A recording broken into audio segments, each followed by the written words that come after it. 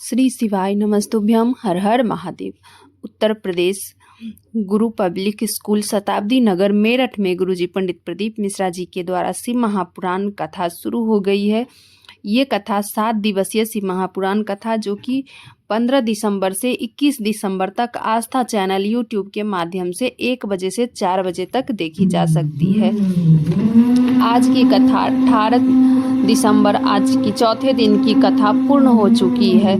आज की कथा बहुत ही रोचक जानकारियों से भरपूर थी। आज की कथा में गुरुजी ने बिल्कुल नए उपाय की जानकारियां दिए हैं। पत्रोपयोगी सहित 19 जानकारियां हैं जिसमें सभी की जानकारियां आपको इस छोटी सी वीडियो के माध्यम से प्राप्त होने वाली है। उन्नति के लिए, सुख समृद्धि के लिए, पुत्र प्राप्ति के लिए आज गुरुजी ने बिल्कुल नए उपाय बताए जो कि इसी वीडियो के माध्यम से आपको वो उपाय प्राप्त होने वाली है। अगर किन्हीं कारणवश आज की कथा आप नहीं सुन पाए हैं तो इस छोटी सी वीडियो के माध्यम से आप पूरी कथा का रास्ता तो आपको प्राप्त होने वाला है। दोस्तों, मेरे चैनल पर नए हो तो सब्सक्राइब कर लो, बेल बटन प्रेस करना ना भूलना ताकि मेरे ऐसे ही चैनल वीडियो की नोटिफिकेशन सबसे पहले आप तक पहुंच सके। गुरुजी आज सबसे पहले कथा शुरू होते ही बोले, मनुष्य की जो मेन उम्र है, जो मनुष्य की आयु है, बुढ़ापे का 40 साल तक ही मनुष्य की अपनी आयु जीता है, जिसमें वो बहुत खूबसूरत लगता है। 40 साल के बाद मनुष्य गधे की आयु जीता है। कंधे पे बहुत सारा बोझ रहता है, बहुत सारी जिम्मेदारियां रहती है। 60 के बाद जो उम्र जीता है मनुष्य, कुत्ते की उम्र जीता है।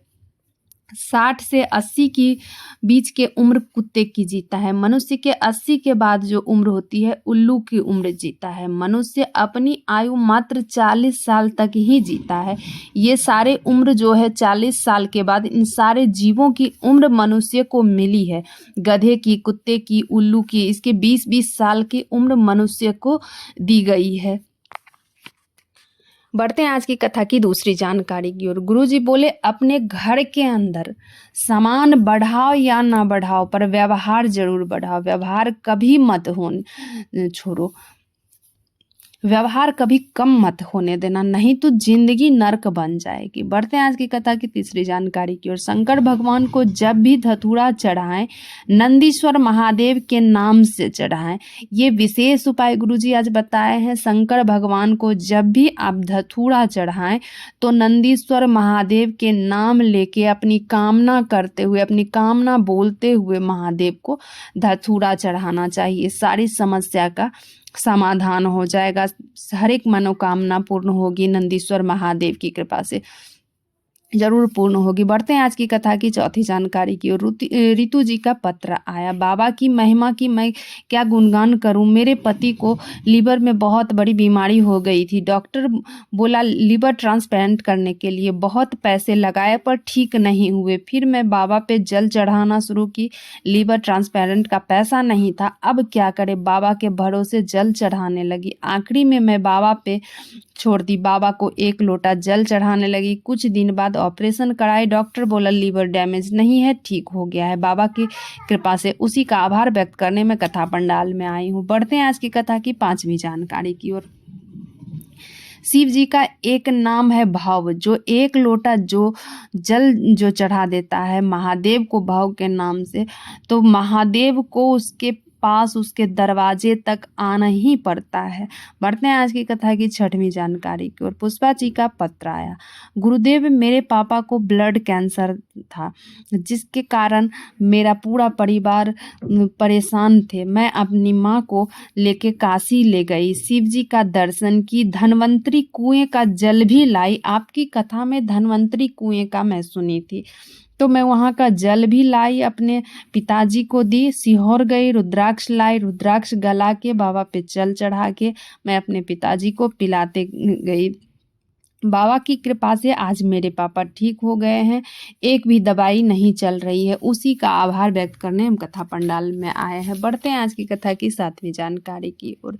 शिव महापुराण की कथा कहती है, जब हम 1 लोटा जल अपने घर से लेके महादेव के मंदिर पहुंचते हैं तो ना जाने कितने कितने रोग नष्ट हो जाते हैं। एक लोटा जल सारी समस्या का हल, गुरुदेव बोलते हैं। बढ़ते हैं आज की कथा की 8वीं जानकारी की ओर। आप कोई भी व्रत करो, फल प्राप्त तब होता है जब महादेव के आदेश होते हैं। जब महादेव आदेश देते हैं तभी भी कोई भी व्रत करे का फल मिलता है। चाहे आप गुरुवार का व्रत कर रहे हो, लक्ष्मी जी का व्रत कर रहे हो, कोई भी व्रत कर रहे हो, तो महादेव की आज्ञा से ही फल मिलता है, वो फल प्राप्त होता है। जब महादेव आज्ञा देते हैं तभी उसका फल प्राप्त होता है आपको। बढ़ते हैं आज की कथा की अगली जानकारी की ओर। कुसुम जी का पत्र आया। गुरुजी, मेरा एक प्रश्न है। कथा के पंडाल में बैठ के कथा सुन रहे गुरुदेव, मैंने सुना है कि हरि और हर क्या दोनों एक ही हैं? इस पर गुरुजी बोले, दोनों एक ही हैं। हरि और हर दोनों एक ही हैं, शिव का ही स्वरूप है। उनका प्रश्न था कि हरि के नाम से तुलसी माला मैं क्या पहन सकती हूँ और हर के नाम से रुद्राक्ष की माला पहन सकती हूँ? तो गुरुजी बोले, जरूर पहन सकते हो। हम नारायण के तुलसी माला भी पहन सकते हैं, महादेव के रुद्राक्ष माला भी पहन सकते हैं, दोनों कृतार्थ कर देंगे। बढ़ते हैं आज की कथा की अगली जानकारी की ओर। गुरुजी बोले, जहाँ नारी का सम्मान होता है वहाँ रिद्धि सिद्धि बुद्धि सब विराजमान होते हैं। उस घर में हमेशा बरकत होती है। भगवान भोलेनाथ माता पार्वती को इज्जत देते हैं। अपने से ऊंचा स्थान हर मंदिर में आपने देखा होगा कि महादेव जमीन पे विराजमान है, धरती पे विराजमान है, पर माता पार्वती भोलेनाथ से ऊंचे स्थान पर विराजमान रहती हैं। तो माता पार्वती को जो स्थान मिला है वो ऊंचा स्थान भोलेनाथ महादेव दिए हैं। तो उनके घर में रिद्धि सिद्धि बुद्धि सब है। इसीलिए बोलते हैं कि अगर आप नारी का सम्मान करते हो तो आपके घर में रिद्धि सिद्धि बुद्धि सब विराजमान रहते हैं, घर में बरकत ही बरकत होती है। बढ़ते हैं आज की कथा की अगली जानकारी की ओर। वीना जी का पत्र है। गुरुजी, मेरी बेटी को 2015 में उसको बुखार आया था, जिसके कारण आवाज़ चली गई। बहुत दवाई करवाई पर आवाज़ नहीं आई, थक गई। आखिरी में आपकी कथा सुनी, सारे उपाय किया। अपने कथा में जो जो भी उपाय बताए सारे उपाय हमने किए। अपनी बेटी को मंदिर ले जाती थी, एक लोटा जल चढ़वाती थी, पशुपति व्रत करवाई, रुद्राक्ष का जल पिलाती। 2022 में मेरी बेटी ठीक हो गई है। आज मेरी बेटी का आवाज आ गया है, अब अच्छी तरह से बोल भी पाती है। उसी का आभार व्यक्त करने हम कथा पंडाल में आए हैं। बढ़ते हैं आज की कथा की अगली जानकारी की ओर। रेखा जी का पत्र है। एक लोटे जल का मैं क्या वर्णन करूं गुरुदेव।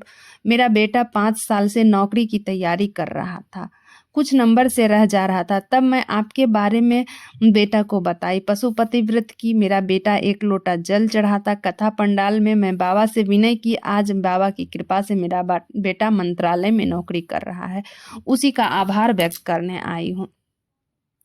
बढ़ते हैं आज की कथा की अगली जानकारी की ओर। गुरु जी की जो आगामी कथा है, अगली कथा जो दिसंबर में 24 दिसंबर से 30 दिसंबर तक रायपुर छत्तीसगढ़ में 30 दिसंबर तक रहेगी। ये कथा 2 बजे से 4 बजे तक आस्था चैनल यूट्यूब के माध्यम से देखी जा सकती है।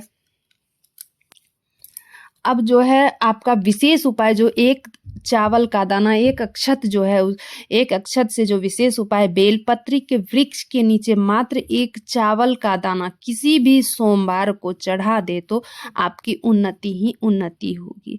दूसरा उपाय जो है, आप किसी भी सोमवार को शंकर भगवान के शिवलिंग पर मात्र एक अक्षत चढ़ा दें, मात्र एक चावल का दाना। आपके बच्चे कितने भी चिड़चिड़े हों, बिगड़े हों, वो ठीक हो जाते हैं। बढ़ते हैं आज की तीसरी जानकारी की और तीसरी उपाय को। मात्र एक अक्षत किसी भी दिन माता अशोक सुंदरी के स्थान पर चढ़ा दे तो उससे वंश की वृद्धि होती है। तीसरा उपाय जो है, विनायक जी के नाम पे से जो सुख समृद्धि के लिए चढ़ाया जाता है, वो विनायक जी के स्थान पर विनायक जी के नाम से सुख समृद्धि के लिए मात्र एक अक्षत का दाना चढ़ाया जाता है। अगर आपको उपाय समझ आ गई हो तो ठीक है, नहीं तो आप कमेंट बॉक्स के जरिए पूछ सकते हैं। आप